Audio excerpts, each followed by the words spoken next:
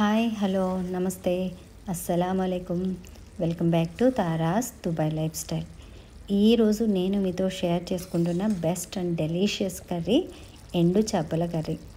ఇది ఎలా ప్రిపేర్ చేసుకున్నా చాలా అంటే చాలా బాగుంటుంది. వీటికంటూ ఒక బెస్ట్ కాంబినేషన్ వెజిటేబుల్స్ ఉంటాయి. వాటితో కలిపి ప్రిపేర్ చేసుకుంటే టేస్ట్ ఇంకా బాగుంటుంది. తప్పకుండా ఒక్కసారైనా ట్రై చేయాల్సిన రెసిపీ.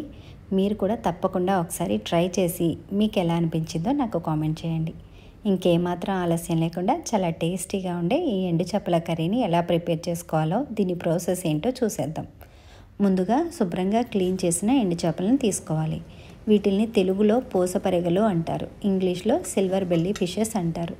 వీటిని ఇంత క్వాంటిటీ అంత క్వాంటిటీ అని లేదండి, కూరకి ఎంత అయితే అవసరం అవుతాయో మీకు అంత సరిపడగా చేపలను తీసుకొని ఒక బౌల్లోకి వేసుకొని బాయిల్ అవుతున్న హాట్ వాటర్లో ఈ చేపల్ని సోక్ చేసుకోవాలి. ఒక 5 నిమిషాలు కనుక చేపల్ని శుభ్రంగా నానబెట్టుకుంటే వాటిపైన ఉన్న ఇసుక లాంటిది, డస్ట్ లాంటిది అంతా పోతుంది.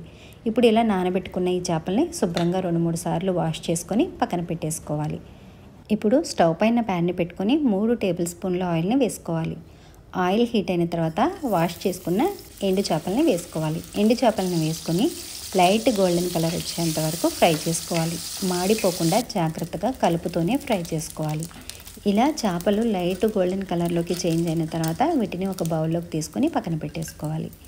ఇలా ఎండు చేపలని కానీ ఎండు రొయ్యలతో కానీ కర్రీని ప్రిపేర్ చేసుకుంటే వీటిని ఎప్పుడైనా సరే ఆయిల్ ఫ్రై చేసుకుంటేనే కర్రీ టేస్ట్ బాగుంటుంది. ఎండు చేపల్లోకి కోడిగుడ్లు ఉంటే బాగుంటుందని చెప్పి నేనైతే కోడిగుడ్లని యాడ్ చేశాను. మీరు అవసరం లేదనుకుంటే స్కిప్ చేసేయచ్చు, లేదనుకుంటే యాడ్ చేసుకోవచ్చు, నో ప్రాబ్లం. ఇలా కోడిగుడ్లని కొద్దిగా పసుపు వేసి ఫ్రై చేసుకుని ఇలా ఫ్రై అయిన ఈ కోడిగుడ్లను కూడా ఒక బౌల్లోకి తీసుకొని పక్కన పెట్టేసుకోవాలి. ఇప్పుడు ఇదే ప్యాన్లోకి సన్నగా చాప్ చేసిన 3 ఆనియన్స్, 3 పచ్చిమిర్చి ముక్కల్ని వేసుకోవాలి. ఉప్పు చేపల కూరకి పచ్చిమిర్చి కారం ఉంటే బాగుంటుంది. కారాన్ని ఇష్టపడే వాళ్ళు ఇంకొక 2 పచ్చిమిర్చిని యాడ్ చేసుకోవచ్చు, నో ప్రాబ్లం. ఆనియన్స్ని ఒకసారి కలుపుకొని మూత పెట్టేసి 3 నిమిషాలు మీడియం హీట్లో ఫ్రై చేసుకోవాలి. 3 నిమిషాల తర్వాత చూడండి, ఆనియన్స్ ఇలా సాఫ్ట్గా అయితే సరిపోతుంది. ఇప్పుడు ఒకసారి కలుపుకొని దీంట్లోకి కట్ చేసుకున్న బంగాళదుంప, ములక్కాడ ముక్కల్ని వేసేసుకోవాలి. వీటితో పాటు 1/2 టీ స్పూన్ సాల్ట్ను కూడా వేసుకొని అంతా బాగా కలిసేలా ఒకసారి కలుపుకొని మూత పెట్టేసి మునక్కాడ 50% సాఫ్ట్గా అయ్యేంత వరకు ఒక 2 నిమిషాలు మీడియం హీట్లో మధ్య మధ్యలో కలుపుతూ ఫ్రై చేసుకోవాలి. 3 నిమిషాల తర్వాత చూడండి, ఆయిల్ సపరేట్ అయిపోయింది కదా.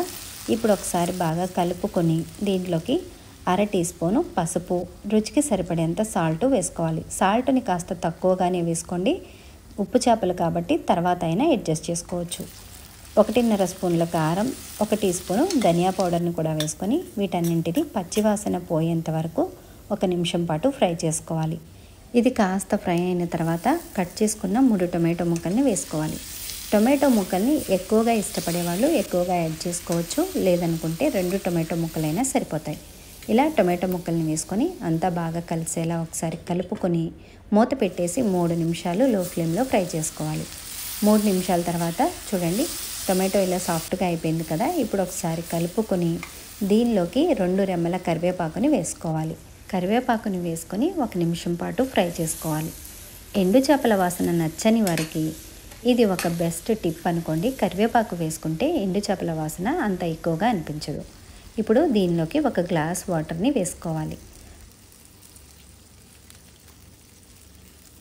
వాటర్ వేసుకొని ఒక బాయిల్ వచ్చేంత వరకు కూరని కలుపుతూనే ఉడికించుకోవాలి. ఇలా కాస్త ఉడుకు పట్టిన తర్వాత ఫ్రై చేసుకున్న ఎగ్స్ని వేసుకొని నిదానంగా ఒకసారి అంతా బాగా కలిసేలా కలుపుకొని మూత పెట్టేసి ఒక 5 నిమిషాలు హై ఫ్లేమ్లోనే ఉడికించుకోవాలి.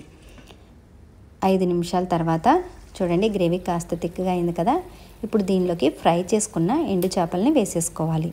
కూర అంతటికి కలిసేలా కలపకుండా గ్రేవీలోకి డిప్ అయ్యేలాగా చేపల్ని డిప్ చేయాలి. అలా డిప్ చేసుకున్న తర్వాత మూత పెట్టేసి మరొక 3 నిమిషాలు లో ఫ్లేమ్లోనే ఉడికించుకోవాలి.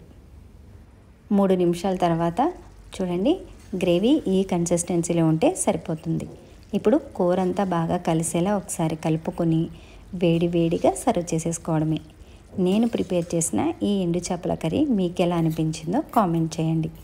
నేను చేసిన ఈ రెసిపీని లైక్ చేయండి. అలాగే మీ ఫ్రెండ్స్ అండ్ ఫ్యామిలీతో షేర్ చేసుకోండి. ఇలాంటి మరిన్ని రెసిపీస్ కోసం నా ఛానల్ని తప్పకుండా సబ్స్క్రైబ్ చేసుకోండి. Thank you for watching. Allah Hafeez.